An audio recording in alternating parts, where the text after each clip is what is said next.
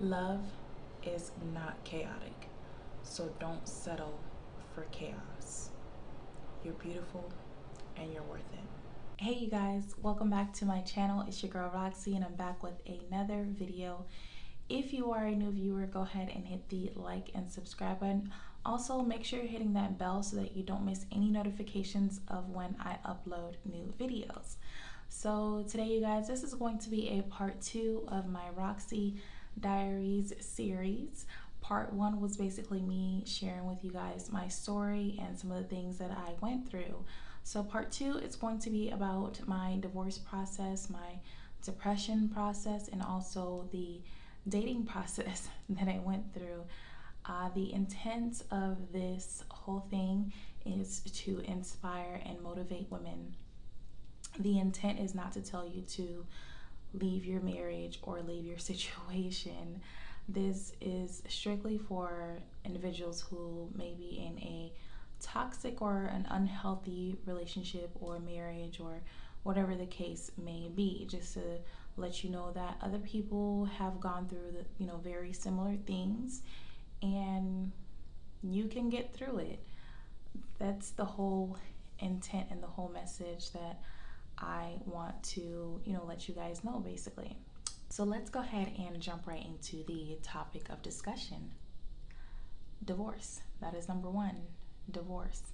So I made the decision that after he hit me in my face and all of that divorce had to be done, that there was no working this situation out. It was definitely the hardest part of the process for me. That and depression together, that was the hardest part of the whole process. I contemplated for so long, you guys, for so long about actually signing the paperwork, simply because I felt like I was doing something so wrong. Like I felt like I was going against my vows, to God that I made before God and all of that. So I felt like it was so wrong and like I shouldn't have been doing it. But at the same time, in my mind, I know that God wouldn't want me to stay in a abusive situation. Like that's not love. It shouldn't be like that. And if you take a look at a scripture in the Bible, it's in Corinthians. I'll probably leave that verse down in the description box below. But all of the things that he describes that love is, physical abuse, that's not love. That's not what love is. And I definitely had to do a lot of rethinking and reevaluating everything. I got the paperwork maybe 2 months after the separation, and I started to fill out everything, but I just left the paperwork on my table for the longest because it was just a really hard thing to go through. But finally I went down to the courthouse and I sought help from paralegals. They were able to assist me as far as filling out all the paperwork for the divorce. The great thing about all of this is that I didn't have to pay an arm and a leg for the divorce. I literally paid, you guys ready for this? I paid all of like $10 for my divorce, which was great. I did not want to spend all that money. Okay, I really didn't. But anyways, so I went through the whole divorce process.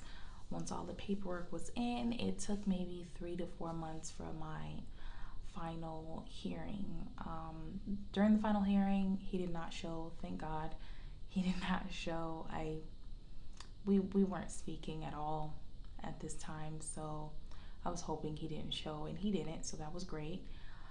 So after the divorce process, divorce went final, I did go through a great deal of depression where I couldn't even sleep in my own bed. I did not sleep in my own bed for the absolute longest. I would always sleep on my couch. I was always crying. I barely wanted to do anything. I didn't watch much TV. I did try to get into some things with my girlfriend sometime just to kind of keep busy, but for the most part, as soon as I made it home, I was crying, sad, feeling sorry for myself, just going through so many different thoughts in my head, like, did I do the right thing, or was I supposed to do this? You go through so many different emotions at that time, and I knew I had to seek help. So I would go and see my counselor at least once or twice a month, just to kind of go get those feelings out and to talk to someone and get help so that I would get over this depression.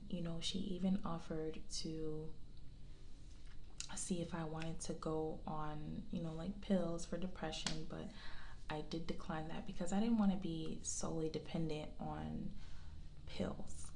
Working out was definitely my therapy. I worked out a whole lot to try to keep my mind off things and to release all that negative energy out, just release it. So working out was definitely my therapy. With all of that, going through, the divorce being finalized and going through depression and seeking counseling, I felt like I did something that was very, very wrong, something that I felt like I should have just waited to do, which was dating. I started dating even through the whole divorce process. I started dating simply because I wanted to get my mind off of everything that was going on, or try to forget everything that was going on. But not only was I dating, but I was dating people who had very similar traits as him, not in the sense of being physically abusive, but just very similar traits. With the whole, it was just a lot of red flags. Let's just say that it was a lot of red flags, a lot of similarities, and I had to figure out what was it about these people that was attracting me to them. And it was that they either had some type of similar trait as him, and I had to literally just stop all of that. I took a huge step back as far as the type of people that I was attracting, the type of people that I was dating, because I had to think to myself, I don't want to be with someone who is remotely even like him in any way, and I don't want to ignore all of the red flags. I don't want to be that young naive girl that I was when I got with him, where it's like I see all the red flags, but I'm gonna go ahead and decide to tough this out. He seems like a good person. This could work out. I didn't want to be that person. So took a huge step back, and I decided not to settle for a lot of the things that I knew that I just was not okay with.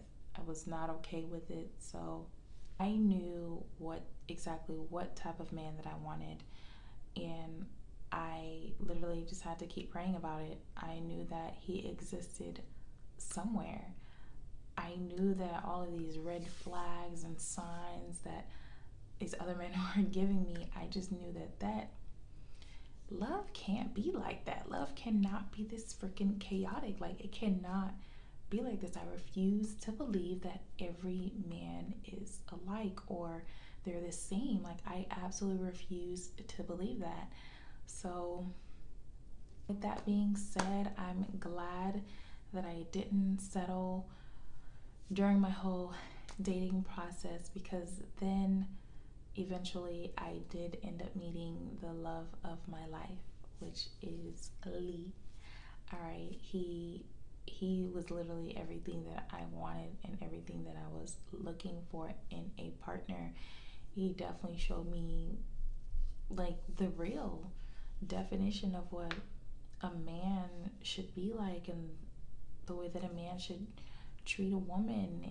I'm so glad that I decided to believe that there was something greater, there was a greater person out there for me. So I am happy about that. I'm gonna go ahead and conclude this video without going into part 3, which will be about redemption, red flags that you should really avoid, and I'm gonna talk to you guys about real love and what that's like and what life is like for me now. basically. So definitely stay tuned. I do want to thank you guys for tuning in today, and feel free to go ahead and drop some comments down below if you guys have any questions for me, or if there's anything specific that you want me to touch on. Let me know. I promise I will either answer in the next video or I'll reply to your comments. All right, so thank you guys for watching. See you guys next time. Bye.